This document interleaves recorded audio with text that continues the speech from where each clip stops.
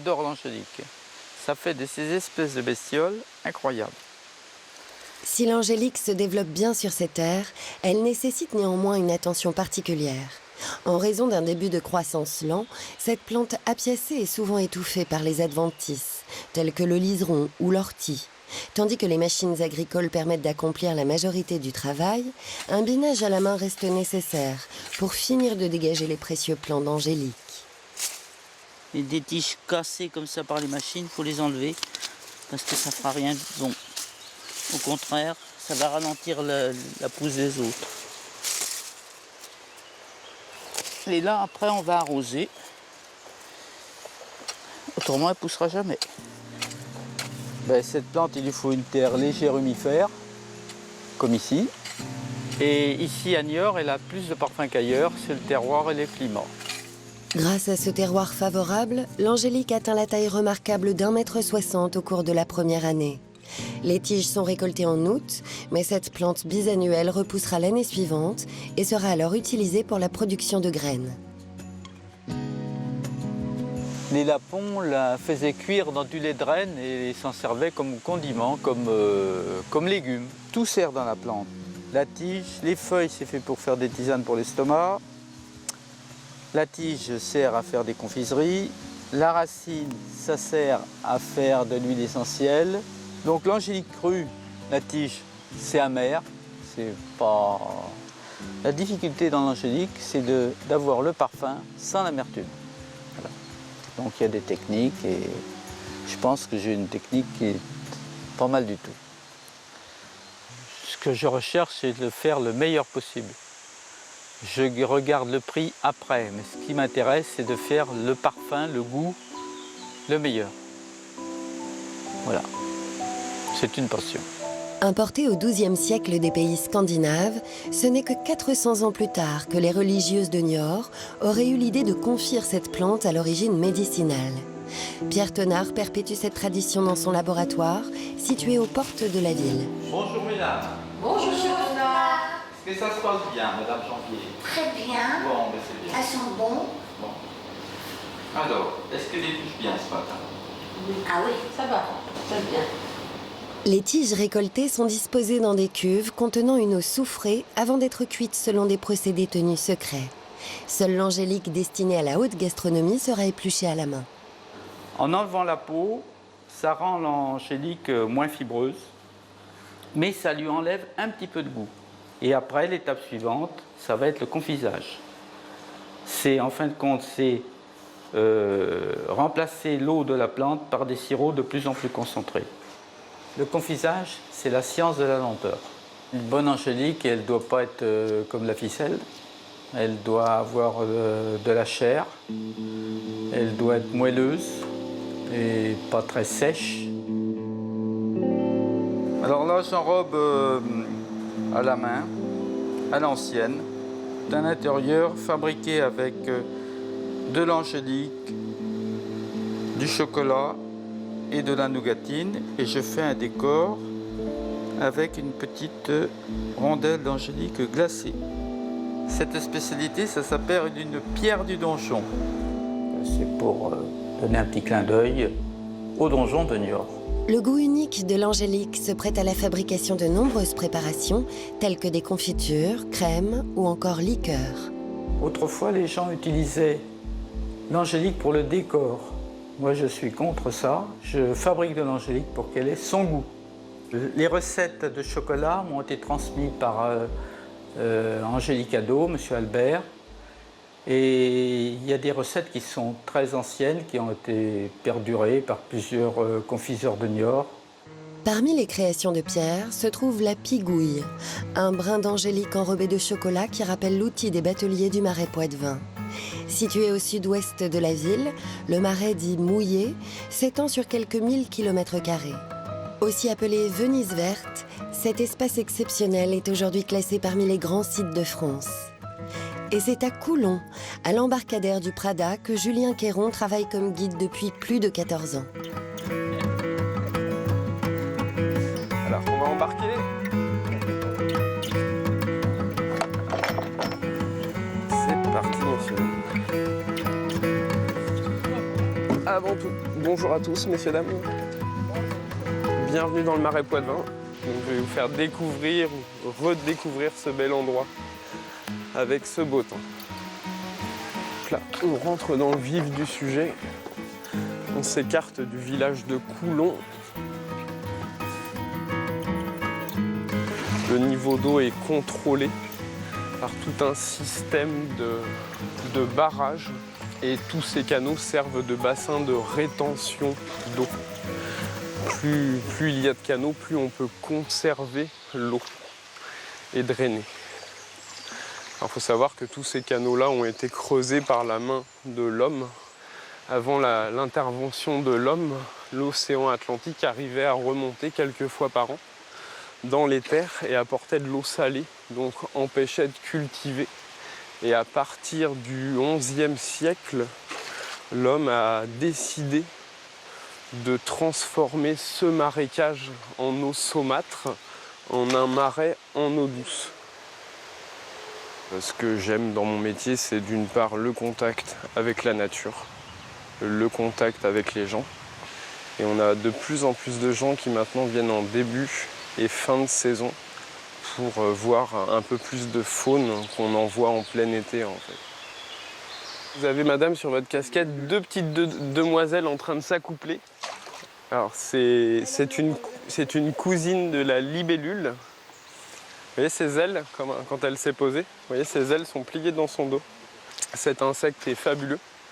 C'est le principal prédateur de la larve du moustique. Une chevrette, un chevreuil, un mâle, un brocard. Génial. On a énormément de chevreuils ici parce que cet animal a la capacité de traverser nos canaux à la nage.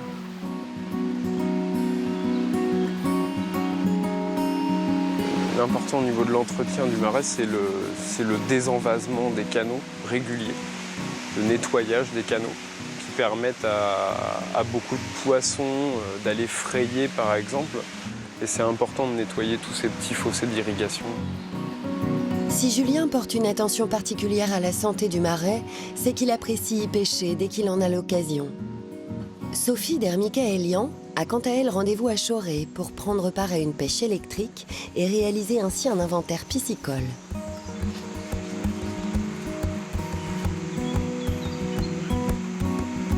Ça se passe comment?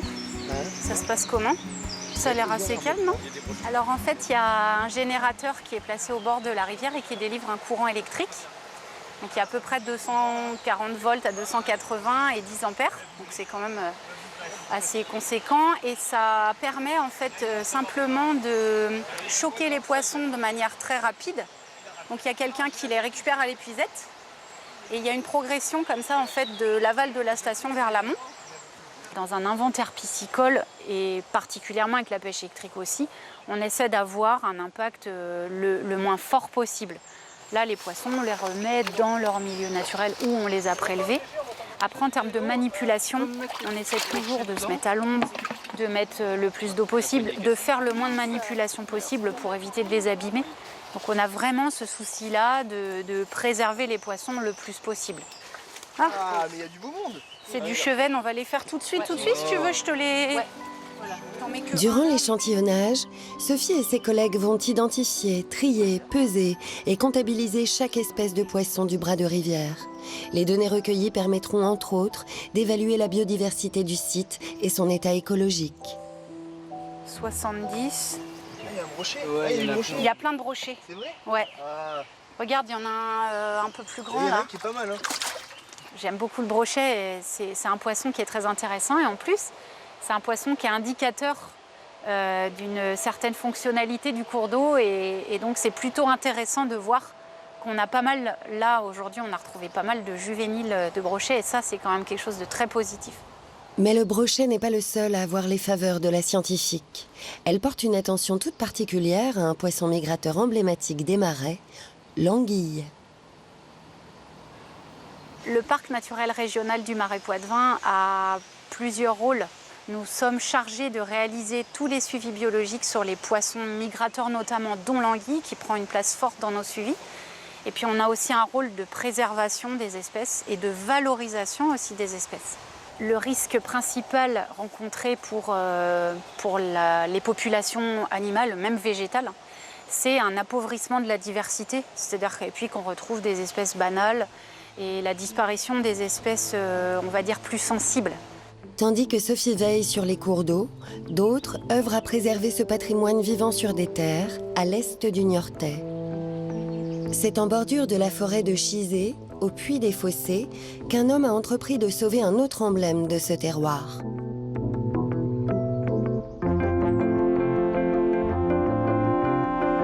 Il y a 14 ans, Mathias Chebroux quittait son emploi de paysagiste pour se lancer dans une véritable aventure humaine et animale.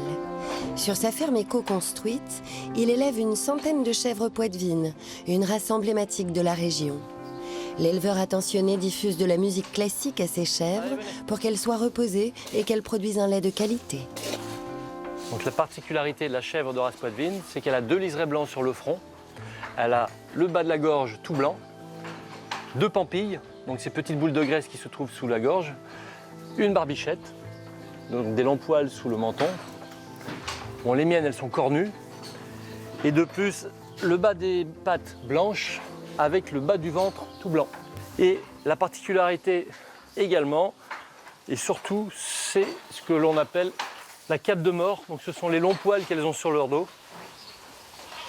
Donc c'est une chèvre qui est relativement rustique, qui est très docile, très câline également, puisqu'on a quand même des petits élevages à taille humaine.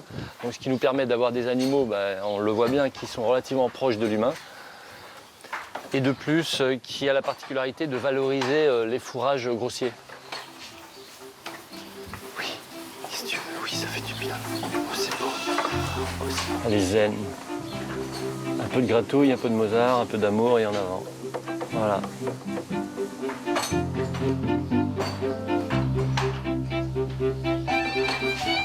Elle a un lait complètement différent des autres races. Elle a un lait beaucoup plus doux en termes de goût et avec une caséine plus présente dans son lait. Donc c'est la particularité de son lait, c'est qu'il est plus fromageable, il est plus adapté à faire du fromage. Après la traite du matin, Mathias emprésure son lait et le laisse reposer durant la nuit. Avec 100 litres de lait, il obtiendra 20 litres d'un précieux caillé qui, une fois séparé du sérum, servira à la préparation des fromages. Donc dans toutes les étapes de la fabrication du fromage, il faut respecter l'animal, le lait et en dernier ressort le caillé. Donc la technique de moulage est hyper importante pour faire un fromage de qualité. Donc c'est le rituel tous les matins, c'est le moulage des fromages. Un moulage manuel à la louche permet de ne pas briser ou presser le caillé. L'éleveur réalise ainsi un fromage dont les saveurs se démarquent grâce à un savoir-faire préservé. Mon but, c'est de faire un fromage de qualité, en respectant toutes les traditions, aussi bien d'élevage que de transformation fromagère. Je produis 10 formes de fromage différents et chaque forme a une particularité et chaque forme a un goût. Puisque ce qui donne le goût au fromage, c'est la forme. Je moule de la même façon tous mes fromages. Donc les formes plates vont crémer beaucoup plus facilement. Le mottet, en plus avec la feuille de châtaignier, il va avoir un goût d'humus, un goût boisé et le côté crémeux. Dans ma clientèle, j'ai des clients qui sont d'un certain âge, des grands-pères, des grands-mères. Et quand ils consomment mon fromage, le plus beau des compliments, c'est quand on me dit « j'ai retrouvé le goût que faisaient mes grands-parents à l'époque, au début du siècle ». Si Mathias ne produit du fromage que 9 mois de l'année, de février à décembre, il sort ses chèvres chaque jour après la traite et les emmène dans les prairies et sentiers environnants. Bien que cette race robuste s'adapte parfaitement aux élevages extensifs, elle a bien failli disparaître. Suite à une épidémie de fièvre afteuse au début du siècle, les troupeaux sont reconstitués avec des souches venues des Alpes. Si bien qu'en 1980, il ne restait plus que 600 poitevines en France. Élever cette race-là m'enrichit parce que je sais qu'elle est à faible effectif, qu'il y en a peu dans le monde. Donc c'est aussi gratifiant d'élever une race qui est très peu répandue. Et en plus, le fait de contribuer à la sauvegarde d'une race, ça enrichit mon métier, ça enrichit mon intérieur. Si Mathias possède 50 chèvres laitières, son exploitation compte aujourd'hui 50 chevrettes supplémentaires. Allez, venez. Mon souhait, enfin c'est plus que mon souhait, je commence à faire ce qu'on appelle une pépinière de chevrettes. Donc le but de la pépinière, c'est de proposer une bonne génétique de chèvres poitevines aux autres producteurs et éleveurs en France et ailleurs. Il est important pour moi de voir que cette race se développe en France et ailleurs à travers de nombreux petits élevages à taille humaine pour préserver cette race-là, mais aussi pour que le consommateur comprenne qu'on a des qualités de produits en France qui sont hyper intéressants, hyper riches en saveur, en texture, en goût, mais liés vraiment à l'authenticité de la race. S'il n'y avait pas des éleveurs comme moi et d'autres qui élevaient cette race-là, on irait voir ces chèvres aux zoos ou empaillées. Donc à un moment, il faut aussi se mettre dans l'esprit que grâce à nous, éleveurs, on contribue à la biodiversité. Ça, c'est important. La diversité animale, la diversité végétale, la diversité humaine, pour moi, c'est vraiment un contexte global. Et ça, c'est la richesse de mon métier. Comme Mathias, d'autres éleveurs se battent pour que ces espèces domestiques, véritables patrimoines vivants, ne se perdent pas. C'est ainsi qu'à Benay, à l'ouest du pays niortais, Mauve Ménard a développé une ferme conservatoire. Si la préservation est le but premier de cet élevage, une participation de ses occupants est la bienvenue. Mauve valorise ainsi le lait d'un animal typique des paysages niortais. Une des problématiques locales, c'est d'entretenir ces prairies de marais qui ont plutôt tendance à être pour certaines abandonnées, surtout celles qui sont difficiles d'accès. Et du coup, il n'y a rien de mieux que l'élevage. Marche. La particularité du baudet du Poitou, déjà, c'est l'un des plus grands ânes qui existent. Et encore, celle-ci, c'est un petit modèle. C'est ses poils, bien sûr. Ça, c'est la première chose qu'on voit. On appelait ça les bourrailloux, les guenillous, selon la forme des dreads qui tombent. Et autrefois, plus c'était long, plus l'âne avait de valeur. Des grandes oreilles assez larges. Avec Cassia, c'est la première que j'ai traitée. C'est la première ânesse qui est née sur la ferme. Et vraiment, aucun problème. Mauve traite toujours à la main et généralement au champ. Si l'animal reste docile, cette traite demande cependant une attention particulière. C'est beaucoup plus petit qu'une vache. Ça ne stocke pas le lait comme la vache. C'est pour ça qu'en fait, il faut garder petit pour stimuler la mère.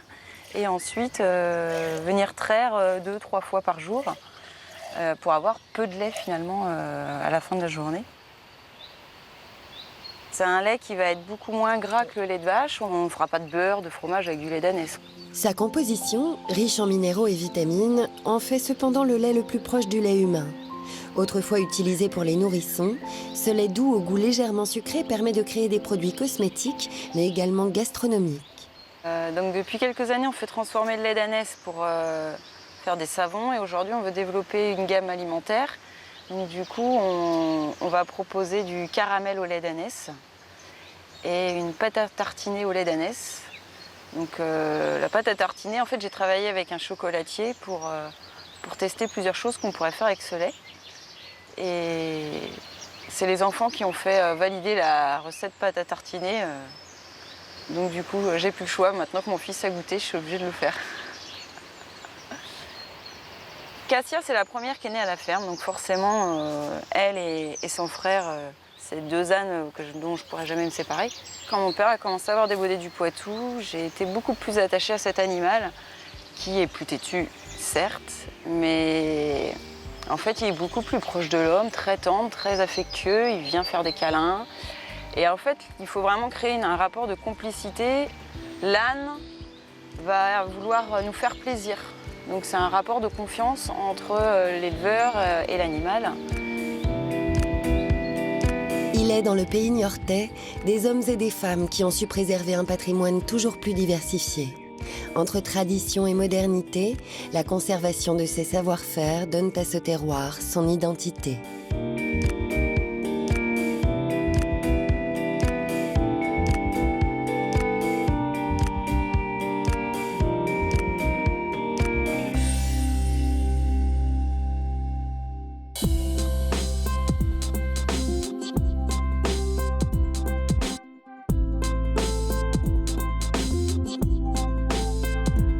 Aujourd'hui, je vous propose une mousseline de cuisse de grenouille, beurre de ciboulette, fondue de tomates. Pour réaliser cette recette pour 4 personnes, il vous faudra 500 g de cuisse de grenouille, 2 échalotes, 25 cl de Riesling, 30 g de beurre doux, 5 cuillères à soupe de crème liquide, un citron jaune. Pour la mousseline, 100 g de chair de poisson blanc, un blanc d'œuf, 25 cl de crème liquide. Pour la concassée de tomates, 25 g d'oignons, 300 g de tomates, 2 gousses d'ail, un bouquet garni, de l'huile d'olive et du sucre.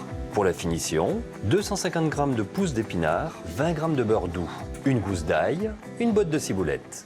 Montez la crème au fouet et réservez au frais. Parez les cuisses de grenouille et ciselez l'échalote. Dans une sauteuse, faire suer au beurre les échalotes, ajoutez la moitié des cuisses de grenouille, mouillez avec le Riesling, salez, poivrez, puis laissez mijoter à couvert durant 6 minutes à feu doux. Après cuisson, débarrassez les cuisses de grenouille, passez le fond de cuisson au chinois étamine et le faire réduire de moitié. Montez la sauce avec des petits morceaux de beurre bien frais, ajoutez la crème montée et terminez par un trait de jus de citron ouvert. Désossez les cuisses de grenouille cuites et les réservez au frais. Pour la mousseline, désossez à cru le reste des cuisses de grenouille. Mixez avec la chair du poisson et le blanc d'œuf. Ajoutez la crème liquide, salez, poivrez, puis à nouveau mixez. Dès que la mousse est bien homogène, la sortir du mixeur, la passer au tamis et la réserver au frais. Pour la concassée de tomates, ciselez finement l'oignon, mondez les tomates et les épipinez, puis les tailler en gros dés d'environ 1 cm. Dans un sautoir, faire suer les oignons avec un filet d'huile d'olive, ajouter les dés de tomates, le bouquet garni et les gousses d'ail épluchées. Laissez mijoter à feu doux environ 30 minutes. Assaisonnez de sel, de poivre du moulin et d'une pincée de sucre. Débarrassez la concassée, ôtez l'ail, le bouquet garni et laissez égoutter sur un linge de cuisine toute une nuit au réfrigérateur. Pour la finition, taillez grossièrement les épinards. Dans une casserole, mettez le beurre ainsi que la gousse d'ail. Dès que le beurre commence à mousser, ajoutez les épinards, salés, poivrés et faire suer 3 minutes. Les débarrasser et bien égoutter.